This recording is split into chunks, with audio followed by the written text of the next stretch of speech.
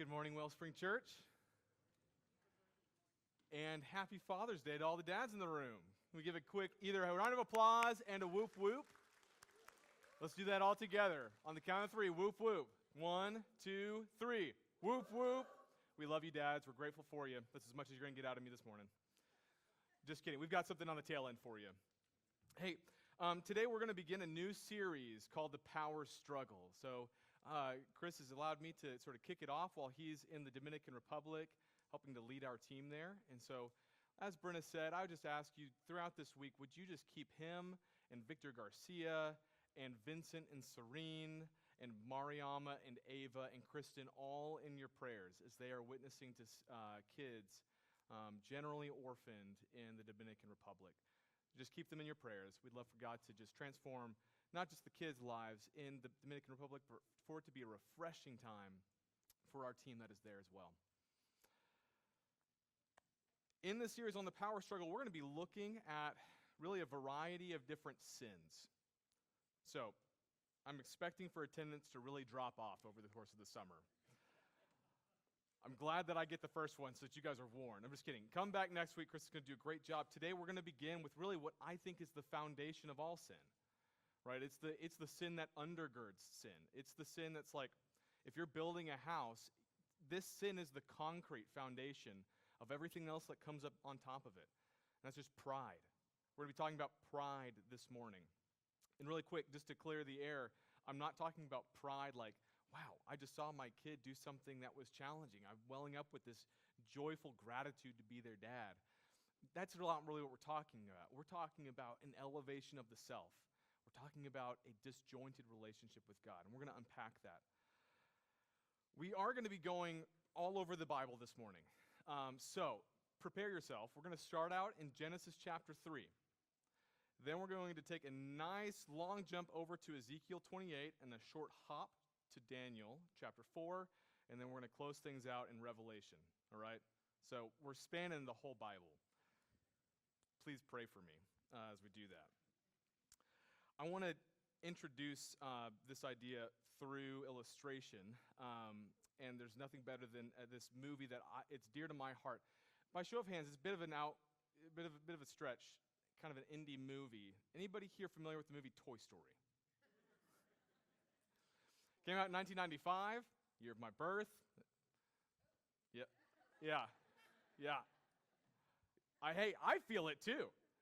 In my knees, I'm starting to feel it. So it's been around. I'm going to offer a bit of a spoiler warning, but you've had time. You've had 3 decades to watch this movie, all right?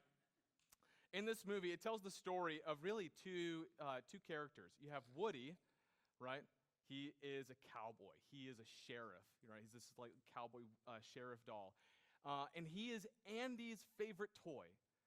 And Woody, because he's Andy's favorite toy, he's the toy that gets to kind of give instructions to all the other toys in Andy's toy box. He's the leader. Everybody looks to him. He's enjoying the privilege of leadership. He gets to wear the crown of leadership. Like, that's been Woody's life, and it's been a good life. And Woody loves it, and he enjoys being Andy's favorite toy. But then all of a sudden, Andy has a birthday, and Buzz Lightyear shows up on the scene. Now, again, if you've seen the movie, you know what happens. They butt heads, all right? All the way to the point where they're ripped away from Andy's home. They're trying to get back. They end up in a neighbor kid's backyard, and he is kind of bad news. He likes to take toys and rip them apart and blow them up and things. So we end up in this scene toward the end of the movie where you've got Woody underneath this sort of milk crate with a toolbox on top of him, trapped behind bars in Sid's room. And then Buzz, he's strapped to a rocket. He has got a death sentence. The next morning, once it stops raining, Sid's taking him out to the backyard, lighting him up, and watching him go boom, right? And so Woody is desperately pleading for Buzz to let him out, help him, move this crate, do something. Let's put aside our differences. Let's go, right? And Buzz is he's deflated. He's dejected. He's just realized that he's not actually a space ranger. He is just a toy. Timothy Keller has this book called The Freedom of Self-Forgetfulness. It's only like 50 pages long. It's like a booklet. And I just encourage everybody here to read it. It's excellent. My wife introduced it to me, and I've loved it. He introduces this idea that our pride, our ego, in its fallen state is in one of two conditions. Either on the one side, we're super overinflated, just about to burst. You've got too much air in this balloon to the point where it's stretching, it's in pain, it's always having to be tended to, all right? You're constantly competing with other people. You're trying to pad your resume. You're trying to always looking across, am I better than this person? Am I better than that person? And proud of all of your achievements and accomplishments. So you've got that on the one side, this overinflated ego, and on the other side, you have this balloon that's just been blown up and all the air's gone out of it. You feel worthless. You are struggling with your pride. You're always paying attention to yourself. You can't stop thinking about how low you feel, how diminished you feel. So you do want that attention and that affection. Timothy Keller is saying, we swing between these two poles. You are either a balloon about to burst or you have burst. Right? And I love this scene in Toy Story because it does illustrate a balloon that has been deflated and woody and one that just got popped with buzz. That's our condition. That is the state of our pride. We either think too much of ourselves and then we got the knees cut out from under us because something happens. Right? We're laid off. We're fired.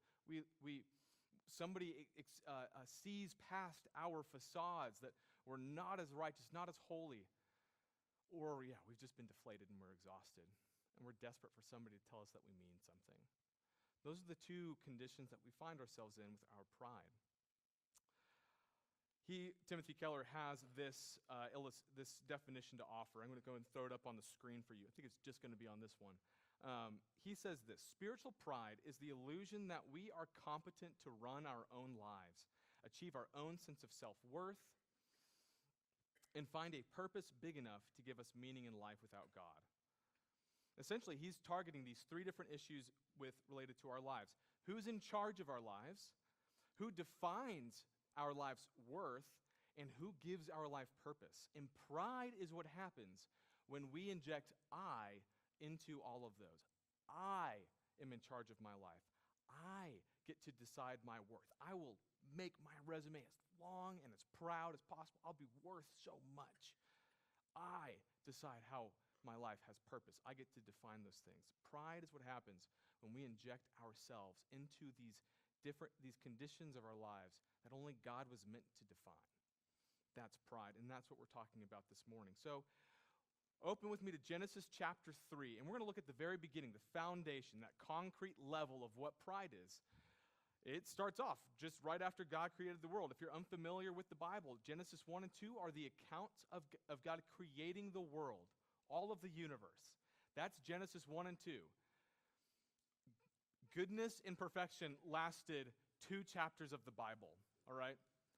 Then we have Genesis 3. My wife loves to say we live in a Genesis 3 world because really, Genesis 3 marks what has been the reality up until the coming of Jesus Christ, and now we live in a transition time. We live in a time when the Genesis 3 world is being overcome by the kingdom of God. And now we're on that trajectory. But we're still in this world of fallenness and sin.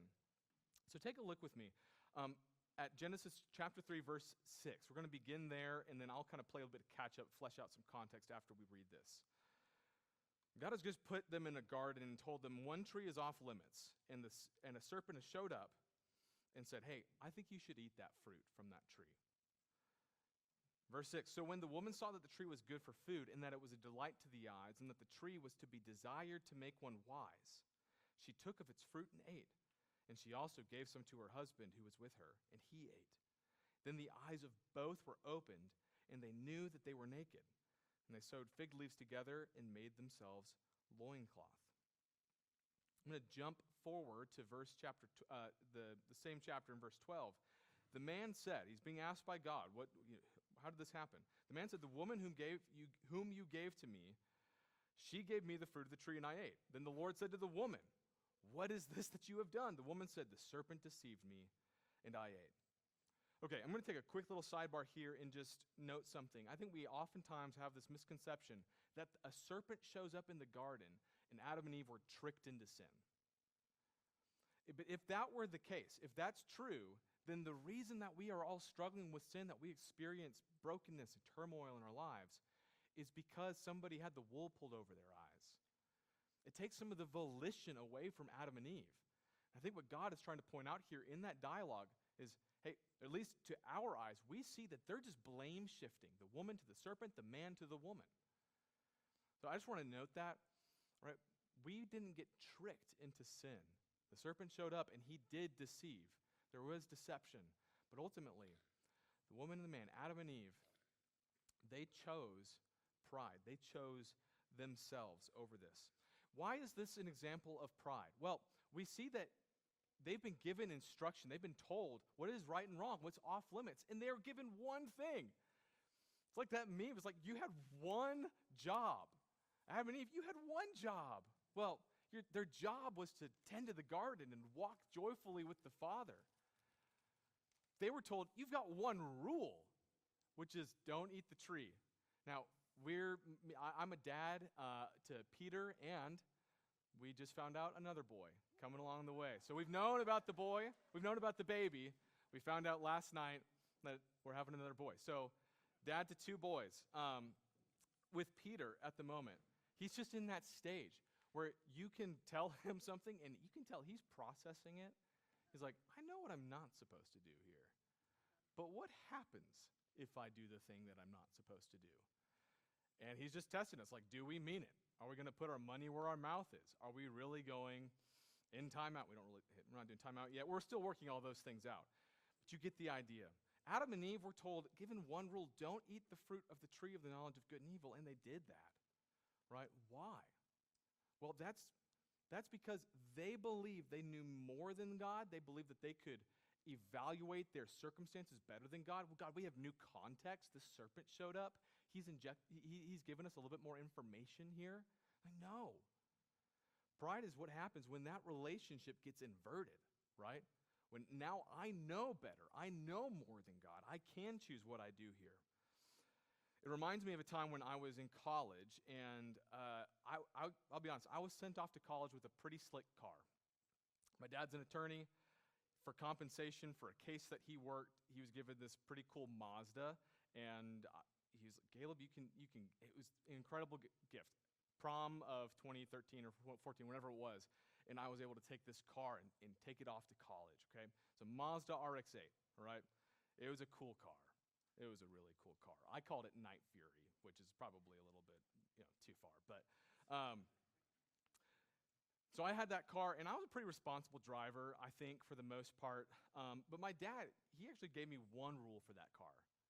It wasn't don't speed in it. It wasn't, don't go crazy. I mean, it wasn't, don't go too fast or obey all of the traffic laws. Like, he didn't put any rules around that. He assumed I was going to obey all of those. But what my dad did was give me one rule when he gave me the keys. He said, don't let anybody else drive it. You probably see where this is going. I was a sophomore in college, and somebody took an interest in my car. I was like, this is a pretty cool car, Caleb. Would you mind if I take it for a spin? And being a guy, I was like, oh, it feels nice to have somebody think that my car is pretty cool.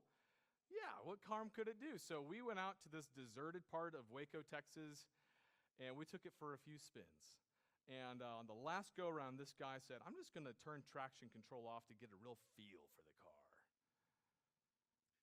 Never do that. Never do that. So he took traction control off, and on that go-around, we lost traction, predictably, and spiraled out of control. Made contact with the curb, snapped the axle in two. The car was totaled. I broke my dad's one rule. Why? Well, it comes down to an issue of my pride. I thought I knew better in that moment than my dad. I could not see everything that my dad could see in that moment when he gave me that rule, but I sure did in hindsight. I broke my one rule. So what we see here with our pride, a consequence of that is it breaks trust. Pride chokes out trust. This is why it's an immediate concern to us as a Christian. If you want a trusting relationship with the eternal Heavenly Father, you've got to do something about your pride. Actually, spoiler alert, God's going to do something about your pride because he so desperately wants a relationship with us. This is, I found interesting. We know, I think intuitively, that trust is foundational to healthy, beautiful relationships. I came across this American Psychological Association article here from a study where this woman, PhD Katrin, she said this about trust as it relates to relationships. She says, our findings show that trust plays a key role in how happy and satisfied people feel across all ages, especially so for children, adolescents, and older adults. Whether it's trust in others, in society, or in institutions, all types matter for well-being. So as Christians, we know this intuitively. We know when trust is broken, relationships break. We've probably experienced that in our own lives. I know I've experienced that in my life. I'm sure you've experienced that in your life. Either you've broken trust or somebody's broken trust with you. And that set your relationship back with that person, your relationship with that person back. Our pride is doing that with our relationship with God. Our ego, our need to be in control of our lives, to be able to define its importance, its purpose, and its value, that impulse in us will undermine your relationship with God. It will undermine Eden in your life. And we see that play out in lots of different ways. We're going to take a look at a way that it is, we have that balloon. There's a king in Ezekiel, the king, the prince of Tyre, this port city, who's got a large balloon. His pride is inflated. And I want to highlight this character because not that he's a Christian, not that he's a believer in the one true God, but it's an example of what happens when we let our pride have its way, when our pride continues on the course, and why I would just encourage all of us to put it on a better path this morning. Open with me to Ezekiel chapter 28. We're going to take a look at verses 1 through 2 at first. Ezekiel chapter 28. Like I said, this is a prophecy. Well, this is a prophecy that God is making through Ezekiel the prophet to the prince of Tyre. It's a city, a port city, kind of where modern-day Lebanon is, right? So think, the Mediterranean Sea, right? And as port cities go, right, you have a lot of access to trade. So it's a funnel for wealth through the region. That's just a general truism of port cities. Often you can establish yourself as trading hubs, or at least it's a vehicle for trade. The prince of Tyre let that get to his head. Let me read starting in verse 1. The word of the Lord came to me. Son of man, say to the prince of Tyre, thus says the Lord God. Because your heart is proud and you have said, I am a god. I sit in the seat of gods, in the heart of the seas. Yet you are but a man and no God, though you make your heart like the heart of a god. So you got the prince of Tyre who has established himself as somebody who's wealthy. He is successful. He's in a position of power and leadership, right? And he's looking around himself. Compared to his resume, nobody stacks up. This is a guy who's just amassed a lot of wealth and power. And so, in his mind, he's thinking, well, I'm doing pretty well. So well that maybe I am just an incarnate God in this world. That's literally what he's thinking and processing through, and it's not unique to him. We see that for kings, queens throughout time. That absent knowing they're under the authority of the one true God, they start to believe that they are God. Functionally.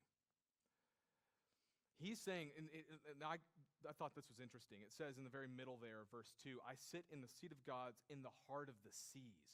In the ancient world, the sea was a place of chaos. In the very beginning, God brings peace and calm to the sea. He establishes that he is in control of chaos, that God is alone able to bring chaos to rest and to order. And so here we have somebody saying, that I am able to bring complete order to the chaos around me. He is that in control. Well, flash forward, we got verse 6 here. It says, therefore, thus says the Lord God, because you make your heart like the heart of a god, therefore, behold, I will bring foreigners upon you, the most ruthless of nations. And they shall draw their swords against the beauty of your wisdom and defile your splendor. They shall thrust you down into the pit, and you shall die the death of the slain in the heart of the seas. You've got God saying, you think you're in control? I will put you under the chaos that you think you're in control of. Flash forward, only one person, one human being is able to bring the chaotic seas to rest. And that's the man who would one day walk on them. The man who was God, the man who is Jesus Christ. We see this picture of the Prince of Tyre. His pride is ballooned. And God is saying, you think you're something? I'm about to burst that balloon. And it is going to be an impressive destruction. So here we have this picture of a king who's just had his balloon, is going to have his balloon popped, all right? I think about it. He is just on the cusp of having all that he thinks makes him important just ripped away from him. And we can see how establishing our sense of worth, our pride, our sense of self in our possessions, in our career, in our family. We see this in Job. Job has everything ripped away from him. All he's left with is his relationship with God. We see that God doesn't want our pride to get in the way of his relationship with us. So we also have another example. We actually have another ancient Mediterranean king who's been on the flip side of this. His balloon was burst. He had everything vanish. He lost his health, his wellness, his cognitive ability, all of it taken away. He was a destitute wanderer, and that's King Nebuchadnezzar. So I'm just real briefly, I just want to highlight King Nebuchadnezzar. Let me briefly, just take him back. The point about the Prince of Tyre, we have a problem when we tether our pride to our resume because the resume can get ripped to shreds. It can be taken away from you. There's no point in padding that resume with more gemstones. We see in verses 11 through 17 that the Prince of Tyre, he's likened to a cherub that guarded Eden, that had all of these jewels adorning him. But he got cocky. He started to think his wealth made him something special, right? So our pride, it tethers us, it attaches us, sews us up to our resume. So if that gets stained or ripped away, your whole sense of self is ripped away. Can't we see the problem with that? And what God so lovingly wants to save us from that. Well, look, he saves King Nebuchadnezzar from that. Take a look at Daniel chapter 4. Daniel chapter 4, verse 34 through 37. All right, this book is about, it's kind of in two parts. You have the first part, which is very narrative about Daniel speaking into the Babylonian court, and the second half, which is very prophetic, right? It gets a little bit strained, and so it's going to feel very disjointed at times. But here we're still in this narrative portion where Daniel has entered into the Babylonian court, and he's starting to speak into King Nebuchadnezzar's life.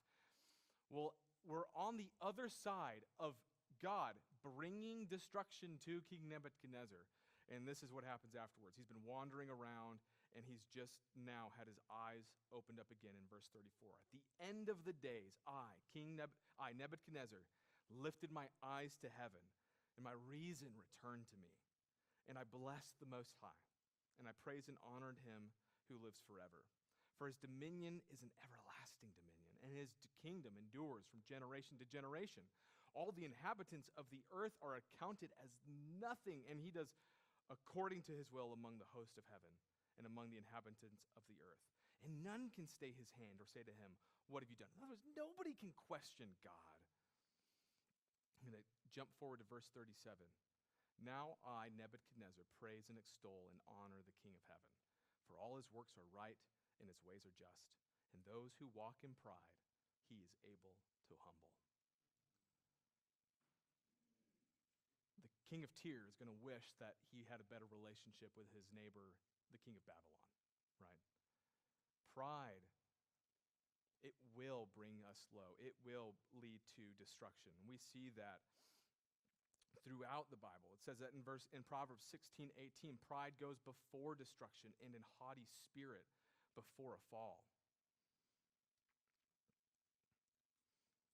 If pride tethers us to our resume, we need something to liberate us from the resume, right? We need gospel humility. We need ourselves not to be popped and deflated, right? Although sometimes that's a necessary part of the journey. We need just homeostasis. We need something that's at rest, at equilibrium. We need an ego that is where God has intended it to be, right? Gospel humility tethers you to God's resume. Humility in the eyes of God, establishing ourselves under his rule and his authority, not looking to all of our accomplishments, not comparing ourselves to other people to try to boost our self-confidence, not be feeling diminished when we look at somebody else and say, man, they're excelling, they're achieving, and now I feel less worthy or less valuable. If we can be detached from that and instead be tethered completely to who God is, what Jesus has done, well, there's good news. He's promised to confer all of that to us. He's promised to confer his identity to you and to me. Gospel humility tethers you to God's resume. This is what Timothy Keller says in The Freedom of Self-Forgetfulness about gospel humility. The essence of gospel humility is not thinking more of myself or thinking less of myself. It is thinking of myself less. I'll read that for you one more time. The essence of gospel humility is not thinking more of myself or thinking less of myself. It is thinking of myself less. We have in Jesus Christ a perfect example of gospel humility. Somebody who, don't get me wrong, had a lot of eyes on him. And everybody has a lot of eyes on them. It is so easy to start getting puffed up. Jesus was able to carry leadership and authority, the knowledge of kingdom of heaven derived authority, with humility. He was a man who was able to both instruct thousands of people and also wash feet. He was the man who was able to know he has come from the throne, and the throne was his for return.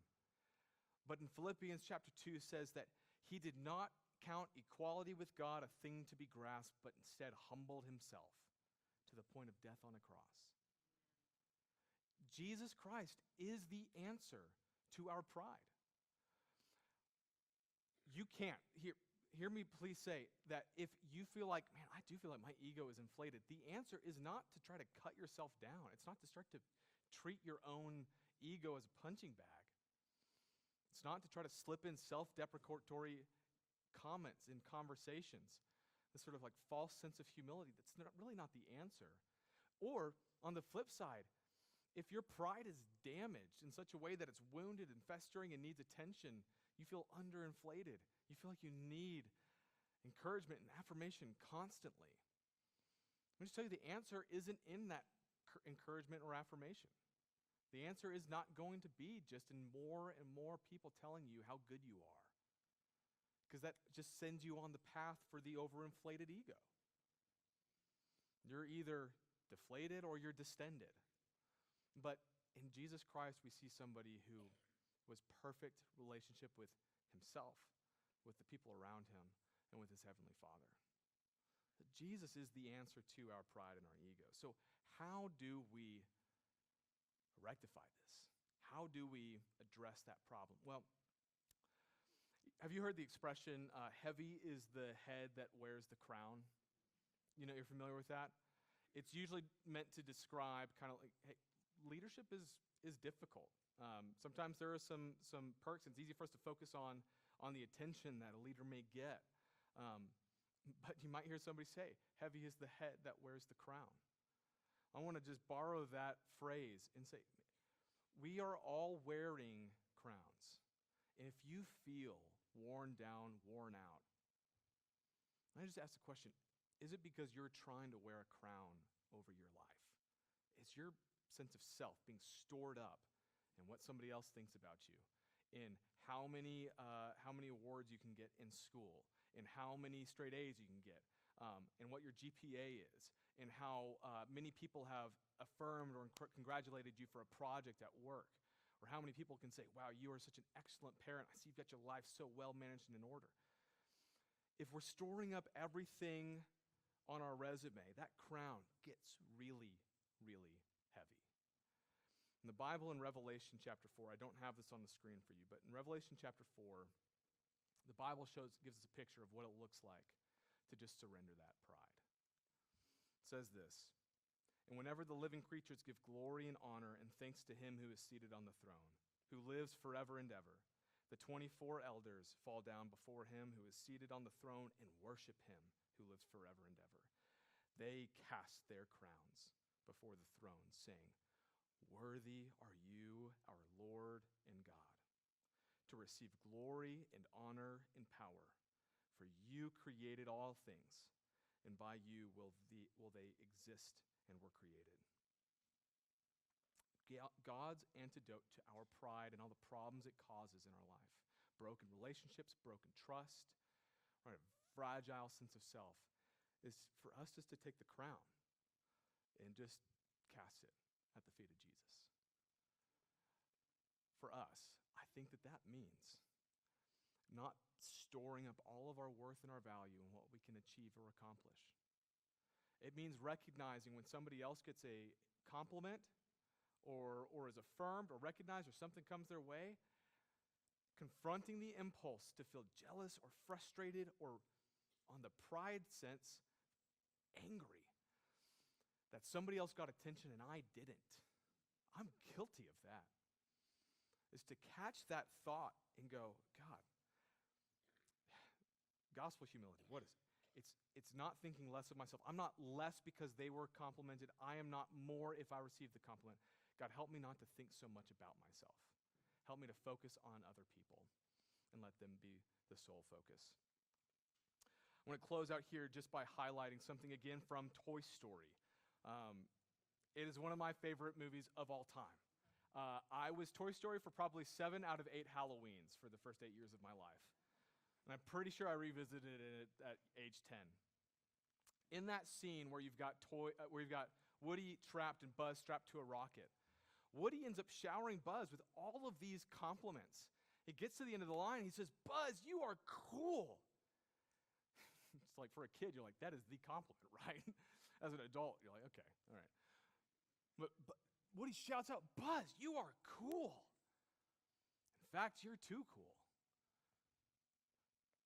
Who would want to play with a toy like me next to a toy like you? Who would want me next to you? And there's this beautiful moment. Woody, he just had his balloon popped again. He's missed the point this whole time. And Buzz actually catches it. He looks down under his boot, and he sees what name written under there? Andy's name, right?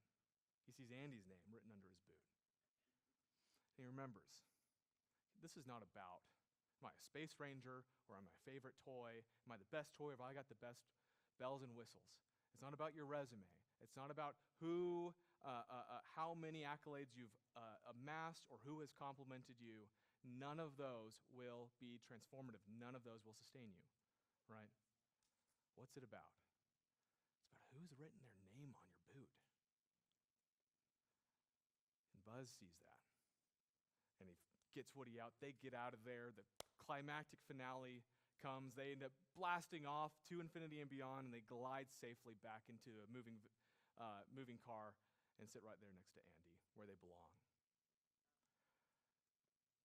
I'm going to go ahead and invite the band to come on out. I hope that you know that God has his name written on your boot. That God's name is written on your boot. He has given your life worth and meaning and purpose. He wants you to know that and to feel that, right?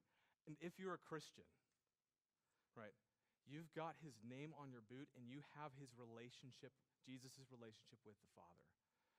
So I know in this room, we have people who have relationships with their dad that are less than ideal. And on a day like Father's Day, sometimes that bubbles up, right? Maybe you feel like you had to strive to earn the name on your boot, or you had to really, or you never got it. You never got your dad's approval, right? Jesus has said, hey, you can have my relationship with my dad. I will give that to you. I will import to you. You throw the crown down.